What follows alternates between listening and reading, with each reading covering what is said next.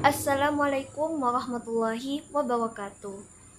Bismillah, pertama-tama saya mengucapkan terima kasih kepada Bapak Heriansyah, SH, SHI, MPD, selaku dosen pengampu mata kuliah ini.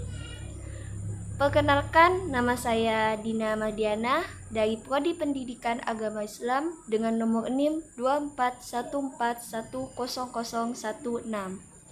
Pada kesempatan kali ini, saya mau mempresentasikan hasil diskusi mengenai salah satu sumber hukum Islam, yaitu qiyas. Qiyas merupakan salah satu metode ijtihad dalam Islam.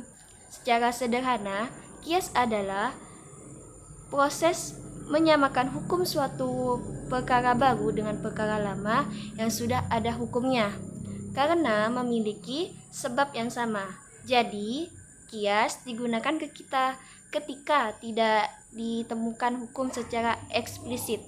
Nah, secara eksplisit di sini yaitu secara jelas dalam Al-Quran maupun hadis. Contohnya yang paling sering digunakan adalah hukum meminum minuman keras. Di dalam Al-Quran dijelaskan bahwa khamar atau minuman keras seperti arak diharamkan karena memabukkan. Nah, sekarang muncul minuman modern seperti bir atau narkoba jenis tertentu yang juga memabukkan, padahal tidak disebutkan secara langsung dalam Al-Quran.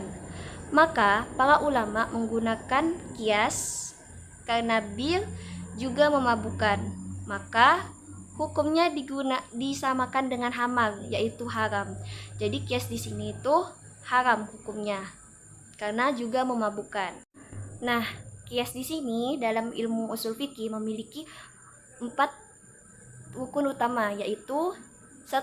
Al-asal, pokok atau asal, yaitu kasus asal yang sudah ada hukumnya berdasarkan dalil nas dari Al-Quran, hadis, dan ijma. Yang kedua, al-fas, cabang, yaitu kasus baru yang belum ada hukumnya eksplisit dalam nas. Kasus ini hendak dan hukumnya melalui qiyas. Contohnya, narkoba belum disebut dalam nas secara spesifik. 3. Al-hukum, yaitu hukum syar'i yang telah ditetapkan untuk al-asol. Hukum ini akan diperluas penerapannya ke al-far jika terdapat persamaan ilat. Contoh hukum khamar adalah haram. 4. Al-illah, sebab hukum, yaitu alasan atau sifat yang menjadi dasar penetapan hukum. Illah harus terdapat pada al-asol dan al-far agar hukum bisa disamakan. Contoh sifat memabukkan adalah ilat, haramnya khamar dan narkoba. Dan narkoba pun memabukkan. Nah, di sini ada syarat qiyas. Agar qiyas sah dan dapat dijadikan dasar hukum, maka harus memenuhi syarat-syarat berikut. Yang pertama, syarat pada al-asol. Hukum pada al-asol ditetapkan berdasarkan dalil syar'i, Al-Quran, hadis, atau ijma'. Terus selanjutnya hukum tersebut bukan hukum khusus yang tidak dapat dianalogikan. Yang kedua, syarat pada al-far. Al-far belum ada hukumnya dalam nas, memungkinkan untuk disamakan hukumnya dengan asal karena memiliki ilat yang sama.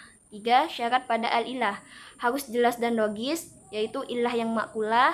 Yang kedua, harus menjadi dasar alasan bagi hukum asal. Terus selanjutnya harus terdapat dalam al-asal dan al-far secara bersamaan. Yang terakhir, 4. Syarat pada hukum. Hukum asal harus bisa diterapkan pada far. Hukum tidak sedang dinasak, yaitu dihapus atau tidak berlaku lagi. Tidak boleh hukum yang bersifat khusus yang tidak bisa dianalogikan. Nah, jadi kesimpulannya di sini adalah qiyas sah dan dapat dijadikan dasar hukum jika keempat rukunnya terpenuhi dan masing-masing memenuhi syaratnya. Qiyas menjembatani hukum Islam dengan realitas baru yang belum dijelaskan dalam nas secara eksplisit. Nah, jika keempat unsur ini terpenuhi, maka suatu hukum bisa ditetapkan dengan metode kias. Kias ini sangat penting dalam perkembangan hukum Islam, terutama ketika muncul persoalan-persoalan baru di masyarakat yang tidak ditemukan jawabannya secara langsung dalam Al-Quran dan hadis. Tapi perlu dicatat juga, kias hanya bisa dilakukan oleh orang yang memiliki kapasitas keilmuan yang cukup, seperti para mujtahid atau ulama besar, karena butuh pemahaman mendalam terhadap Al-Quran, hadis, dan kaidah usul fikih. Namun, kias juga tidak berlaku untuk semua hal. Dalam hal ibadah yang sifatnya taufikiyah atau harus mengikuti contoh langsung dari Nabi, kias tidak digunakan. Misalnya, jumlah rakaat salat atau bacaan dalam sholat tidak bisa dikiaskan. Sebagai penutup, bisa saya sampaikan bahwa kias adalah jembatan yang menghubungkan hukum Islam klasik dengan perkembangan zaman. Tapi dengan kias, Islam tetap relevan dan hidup di tengah masyarakat modern. Sekian yang dapat saya sampaikan. Terima kasih atas perhatiannya. Wassalamualaikum warahmatullahi wabarakatuh.